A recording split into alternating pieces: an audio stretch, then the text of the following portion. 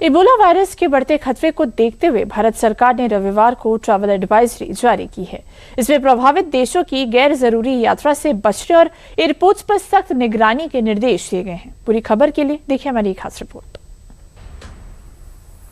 अफ्रीकी देशों में तेजी से फैल रहे इबोला वायरस ने अंतर्राष्ट्रीय स्तर पर चिंता बढ़ा दी है।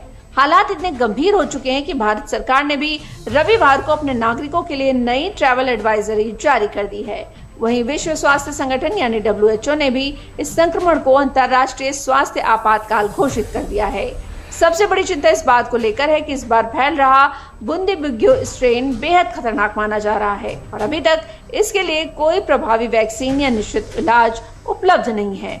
ऐसे में दुनिया एक बार फिर सतर्क मोड में नजर आ रही है। आखिर भारत सरकार ने क्या एडवाइजरी जारी की है और क्यों बढ़ रही है चिंता, आइए जानते हैं।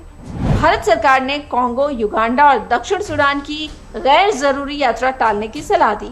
वहीं प्रभावित देशों में रह रहे भारतीयों को सतर्क रहने और स्थानीय नियम मानने को कहा गया। सरकार ने यह भी साफ किया है कि इन देशों से आने वाले यात्रियों के लिए सेल्फ डिक्लेरेशन फॉर्म भरना अनिवार्य होगा। इसके साथ ही दिल्ली समेत देश के सभी बड़े अंतर्राष्ट्रीय एयरपोर्ट्स पर 24 घंटे थर्मल स्क्रीनिंग शुरू कर दी गई है। वहीं अगर किसी यात्री में पिछले 21 दिनों के दौरान बुखार, उल्टी या ब्लीडिंग जैसे लक्षण दिखाई दिए हों तो उसे इमिग्रेशन से पहले एयरपोर्ट हेल्थ ऑफिसर को इसकी जानकारी देनी होगी।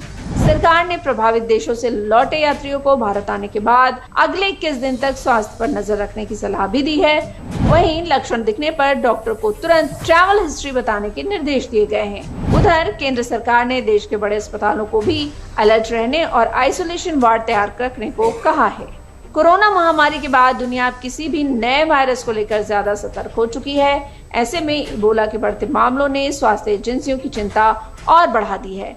भारत सरकार फिलहाल एहतियात के तौर पर निगरानी और जागरूकता पर जोर दे रही है। वहीं विशेषज्ञों का मानना है कि समय रहते सतर्कता और सावधानी ही इस तरह के संक्रमण से बचाव का सबसे बड़ा तरीका है।